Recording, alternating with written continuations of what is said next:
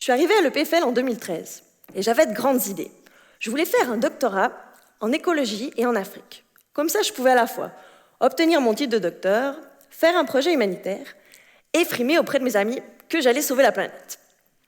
Mes parents, quand je leur ai parlé de doctorat, s'imaginaient plutôt que je serais dans un laboratoire plein de produits dangereux. Mais bon, je suis partie à Madagascar et ma thèse porte sur la déforestation causée par l'agriculture sur brûlis.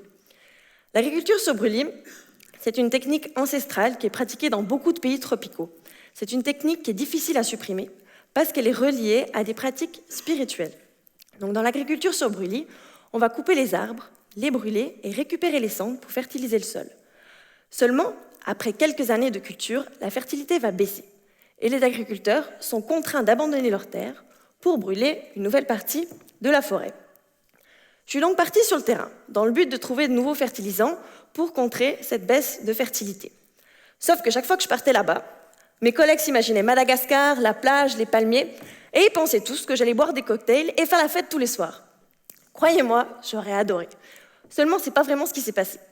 La dernière fois que je suis partie là-bas, notre voiture est restée coincée à cause d'un cyclone totalement embourbé, et sur une route où on aurait dû mettre 2 heures pour rentrer jusqu'au campement, on a mis 3 jours. Et on a même fini en charrette à zébus, avec tout le matériel scientifique posé sur les charrettes à zébus, dont le scanner super coûteux du laboratoire qui risquait de tomber à chaque pas du zébu.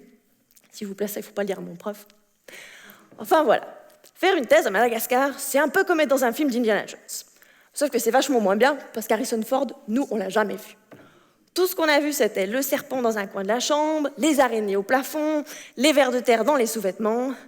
Enfin voilà.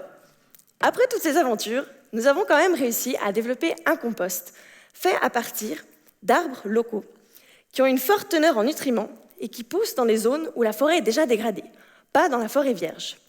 Donc après plusieurs essais de mélange entre ce compost et les cendres du brûlis, nous avons réussi à refertiliser un sol qui était devenu totalement stérile. Auparavant, les plantes poussaient seulement à 30 cm. Et maintenant, avec notre mélange, elles peuvent pousser jusqu'à 3 mètres. Il est donc possible de freiner la déforestation en respectant les coutumes des gens locaux. Alors, j'ai peut-être pas sauvé la planète, ni rencontré Harrison Ford, mais je pense que j'ai trouvé quelque chose d'utile pour les forêts tropicales, les gens qui vivent dans ces forêts, et pour vous et moi, qui dépendons un petit peu de leur agriculture. Merci.